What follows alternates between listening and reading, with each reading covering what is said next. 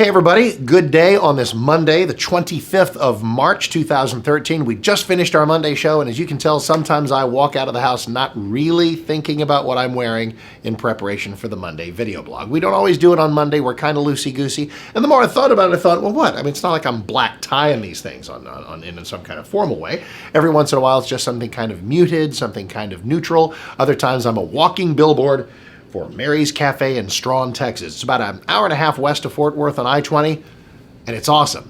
Okay, now just focus on me right here as we talk about something. I'll get your attention back. You ready? Let's talk about weed. Let's do pot talk for a few minutes, because we did it for a whole lot of the show this morning. Senator Rand Paul was on Fox News Sunday with Chris Wallace, and they got around to some of his libertarian views. I have libertarian blood coursing through my veins. Is it 80%? Is it 90%? I don't know. It might not be 100% because I guess being a libertarian means you have to be on board for pot legalization. And I'm just not. I never will be. I'm a huge believer in liberty, but here's a funny thing. I believe in a society's right. I believe in our freedom, if you will, to outlaw certain things. Since the beginning of human history, alcohol has pretty well been legal, for better or worse.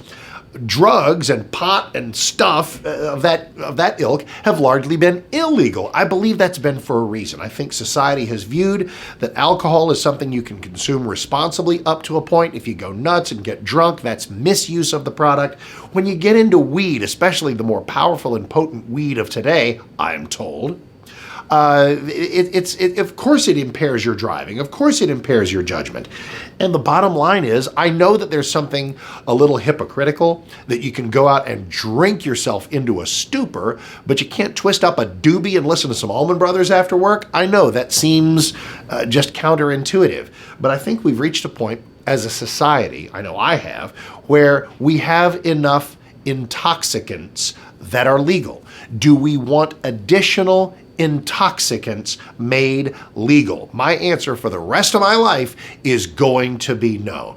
And we got a number of things that we heard from some folks with some great calls. In fact, elsewhere here on 660amtheanswer.com. Be sure to listen to the gentleman whom we identified as the call of the day.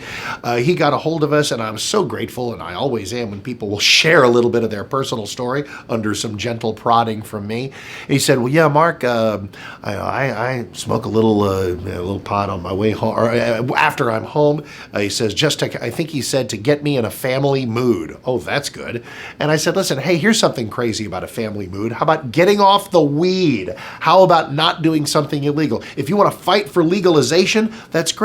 Do that if that's what you want to do politically, but as long as the laws are what they are, obey them. And he had like a 12-year-old kid. It was his kid. He had custody of his 12-year-old son. I said, you know he's going to know, if he doesn't already, that dad is breaking the law. And do you want to teach him, do you want to teach your son that it's okay to disobey laws you disagree with? And he said, yep.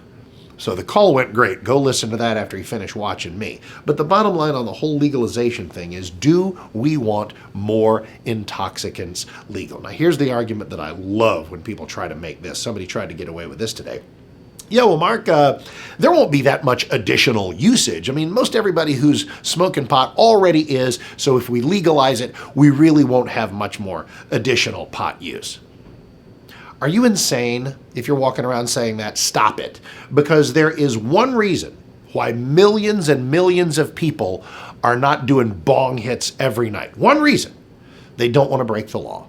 They have nothing against it. They have friends who do it. They've kind of maybe thought, wow, I like Oreos and Led Zeppelin as much as the next person. Maybe I should be doing some pot. And the one reason they don't is because they don't want to break the law. Remove that obstacle, and they're on it. Not all of them, but surely a few million people. And I want no part of that either. So I hope I don't have to cash in my libertarian credentials by telling you that I don't believe that libertarianism requires me to be in favor of something as dumb as additional drug legalization. I will tie a bow around it with the following thing. As much as I want it continuously illegal, it's crazy we have people sitting in jail for 30 years for having some weed in their jacket at a concert. That is crazy. I'm all about probation first time, 6 months of prison the second time, maybe a couple of years the third time. Hello, are you getting the idea that we want this stuff to be illegal? But I don't want anybody's life ruined forever or for them to spend decades in prison for having some weed on them. We got to get the sentencing under control. But legalization, that's a no. All right, I got a lot of yeses and nos in my life, as you can tell, and I'm always glad to share. So why don't you come join me on the show, 7 to 10 a.m. Central Time, available anytime via the Miracle of Podcasts, right here at 660 a.m. TheAnswer.com. Thanks for listening.